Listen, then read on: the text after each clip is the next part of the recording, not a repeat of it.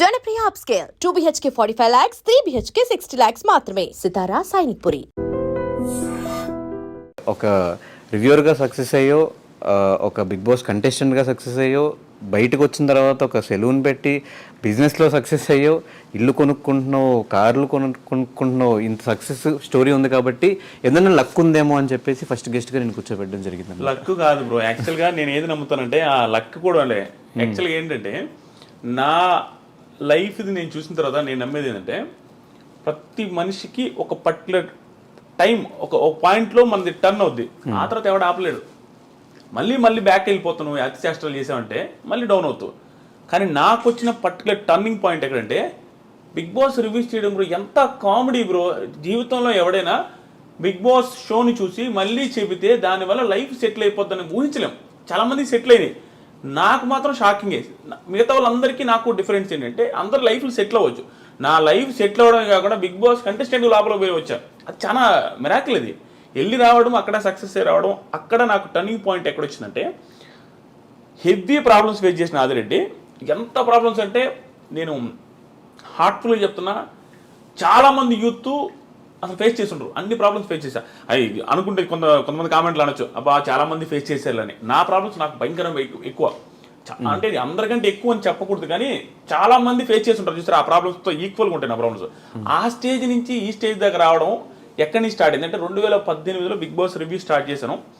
అది కూడా ఎంత కామెడీగా స్టార్ట్ చేసినా బ్రో. 2018లో సీజన్ 2 అప్పుడు స్టార్ట్ చేశా. ఎంత కామెడీగా అంటే నా ఫ్రెండ్ ఊరికి వీడియో పెడితే కామెడీగా ఓవర్ హుడీ వేసుకొని చేస్తుంటా. ఎంత పాత హుడీ అంటే ఆ పాత హుడీ వేసుకొని ఇట్లా పెట్టుకొని, అంటే నేనేదో పెద్ద తోపు అనే ఫీలింగ్తో చేస్తా ఉన్నాను ఇట్ట పవన్ కళ్యాణ్ స్టైల్లో. అది వైరల్ అయింది. అన్ని ఛానల్స్ పెట్టుకున్నారు. నా ఛానల్లో 100 మంది సబ్స్క్రైబర్లు ఉన్నారు. ఆ 100 మంది సబ్స్క్రైబర్స్తో అది 8,000 వ్యూస్ వచ్చింది.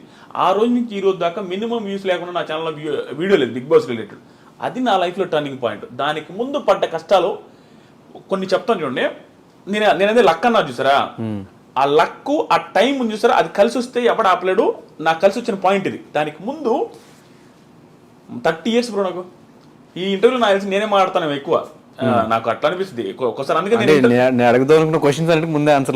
నేను ఇంటర్వ్యూస్ ఎవరైనా నేను ఎందుకు ఇవ్వనంటే నేను హార్ట్ఫుల్ గా మాట్లాడేసి నాకు ఆనందం బస్పాలు ఇచ్చేస్తే నా లైఫ్ జర్నీ గురించి నేను చూసుకుంటే యాడ్ నుంచి యాడికి వచ్చానని నాకు తెలియకుండా నాకు వేరే వాళ్ళ ముందు ఎమోషనల్ అవ్వడం నాకు ఇష్టం ఉండదు. నేను ఎమోషనల్ అయిపోతా. నాకు అలా అనిపిస్తుంది. ఎందుకంటే ఎన్ని పీక్ ప్రాబ్లమ్ చూసి ఇప్పుడు ఎంత హ్యాపీగా ఉన్నాను నాయనని. ఇప్పుడు 30 years ఉన్నాయి బ్రో. ఎవ్వడు ఆర్డినరీ పర్సన్ ఎవరైనా కంపేర్ చేసుకోవచ్చు. నాది ఇప్పుడు 2018లో 30 years.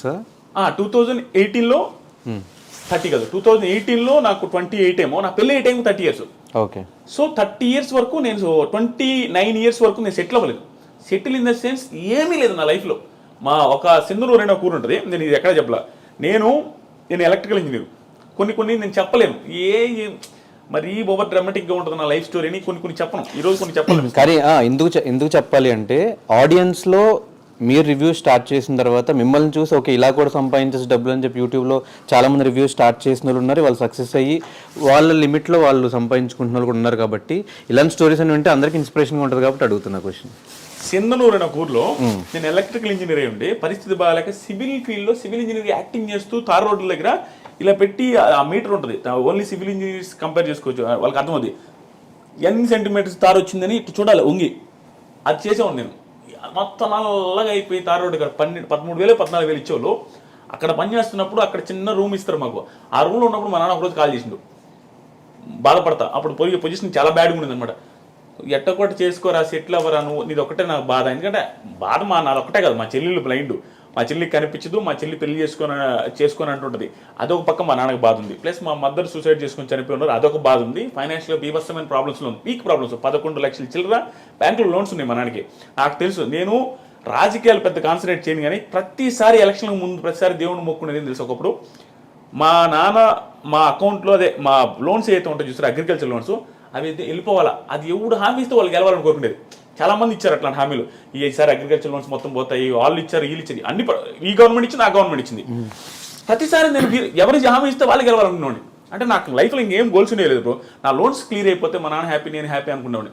అలా మా నాన్న ఆ రోజు సింధనూరు దగ్గర ఫోన్ చేసినప్పుడు మాట్లాడాడు. అది నాకు ఇప్పటికీ గుర్తుంది.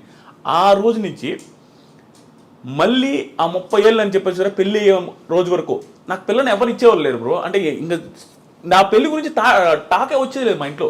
ఎందుకు సంపాదించట్లేదన్నా లేకపోతే?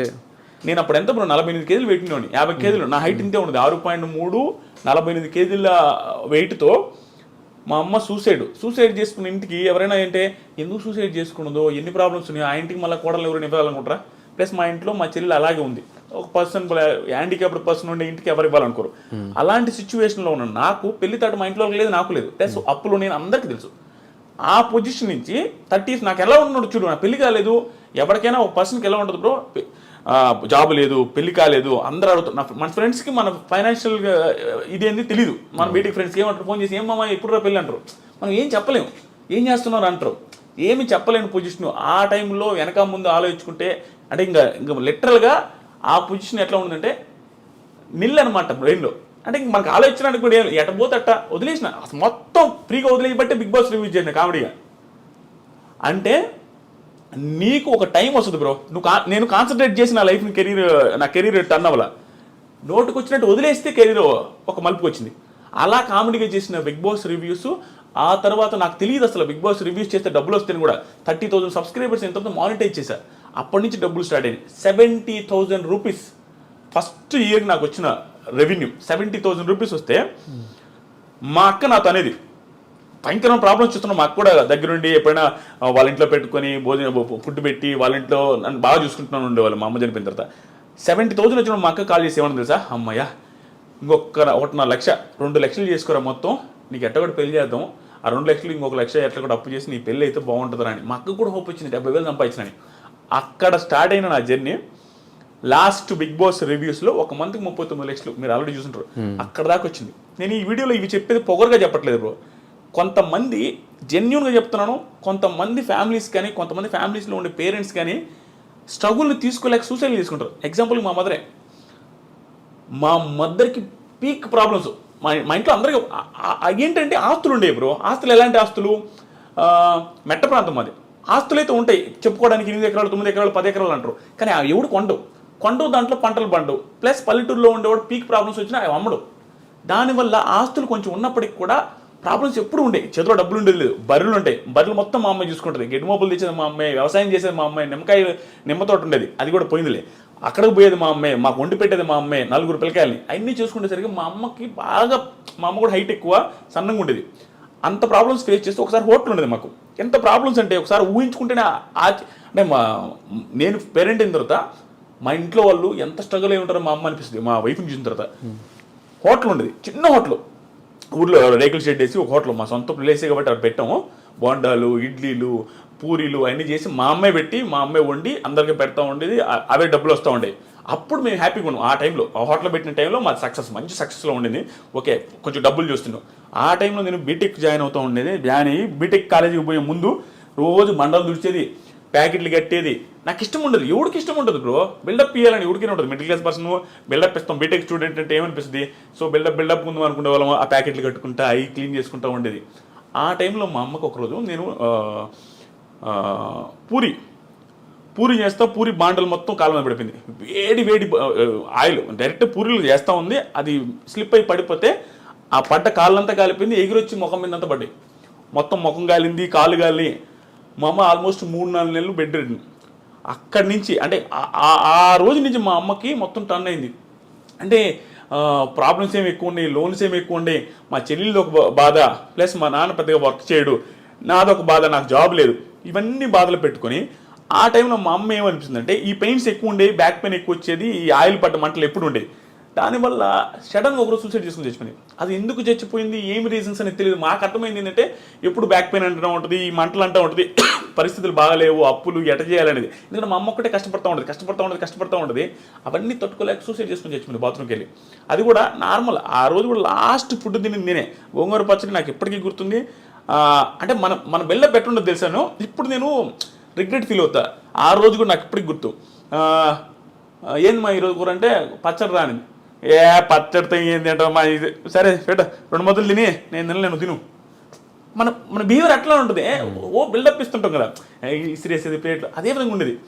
అక్కడ పెట్టేస్తే మా అమ్మాయి లాస్ట్లో సరే నేను తింటలేపు అన్నది పెట్టేసి మా ఫ్రెండ్ వాళ్ళ ఇంటికి వెళ్ళిన రోజు ఆడే పడుకునేది మా ఫ్రెండ్ వాళ్ళ ఇంటి, ఎందుకంటే చిన్నప్పుడు మా ఇంట్లో దొంగలు పడ్డారు, అప్పటి నుంచి నాకు దొంగలు అంటే భయమే, మా ఇంట్లో పడుకున్నాను. అక్కడికి వెళ్తే నేను వేరే ఫ్రెండ్స్తో ఫోన్ మాట్లాడుతున్నా 11-11:30 టైంలో, నాకు ఫోన్లు వస్తా ఉన్నాయి మా ఇంట్లో నుంచి నాన్ స్టాప్గా, కట్ చేస్తా ఉన్నా, మనకి ఓవరు కట్ చేస్తున్నా ఒక టైంలో ఏక ఫోన్ చేస్తానంటే ఇంటికి అడిగినా అన్నాడు. మర్చిపోయింది, నేను ఎత్తలా, ఫోన్ ఎత్తకపోతే నా ఫ్రెండ్ లోపల ఇంట్లో ఉన్నాడు, వాడికి ఫోన్ చేసి అది ఈయన ఫోన్ ఎత్తట్లేదు ఒకసారి ఇంటికి రమ్మని రాను. వాళ్ళకి మా అమ్మ చచ్చిపోయిన విషయం చెప్పేశారు, అలా చెప్పేశారు. నేను బయట ఫోన్ మాట్లాడుతున్నా నైస్గా, వాడు పప్పు తిన్న అన్నంతో వచ్చిండు బయటికి వచ్చి, మామ మీ ఇంటి దాకా పెద్ద మామ అన్నాడు. నువ్వు పోయి రాపరా, మీ అన్నతో నాకు పని ఉందంటే నువ్వు పోయి రాపరా, వాడేమనంటే ఎక్స్ట్రా చెప్పుడు రామావ అనేసరికి సరే అని నేను ఫోన్ పెట్టకుండా మధ్యలో కూర్చొని బైక్లో మాట్లాడుతూ ఉన్నా. వాడులా మా ఫోన్ పెట్టి మామ అన్నాడు, ఫోన్ పెట్టి అన్నాడు. పెట్టేసిన తర్వాత వాళ్ళ తమ్ముడు నా వెనక కూర్చోన్నాడు, నేను మధ్యలో ఉంటే వాడు చెయ్యి నా మీద వేస్తుంటే వాడు పప్పు అన్నం పప్పు అంతా ఉంది. రే హరీష్ చెయ్యి కూడా కడుక్కోవాలన్నా, రే మనకేం తెలియదు కదా, ఈ చెయ్యి కూడా కడుక్కోలేదు ముండనాయుడు అంటా ఉన్నా. మర్చిపోయిన అమ్మ అంటుడు. పోతే మా అమ్మ మా ఇంటి చుట్టూ జనాలు ఉన్నారు, ఏంది వీళ్ళందరూ ఈ టైంలో ఉంటే ఏమైనా గొడవ అయింది ఇంట్లో, ఎందుకు ఏంటి అసలు. పోగానే మా అమ్మని బయట తెచ్చున్నారు, గుండెల మీద వస్తూ ఉన్నారు. అబ్బా నాకు అంటే నేనే ఉన్నాను బతుకుంది అనుకున్నా, ఎంత అప్పుడు ఇంకా వెంటనే చూడగానే చచ్చిపోయింది. నేను మిద్ది మీద పోయి బీభత్సంగా ఏడ్చిపోవడానికి ఆ రోజు నుంచి దాదాపు 1 month నేను ఫుల్ స్ట్రగుల్ అయిపోయినా. యాక్చువల్గా నేను బాధపడను,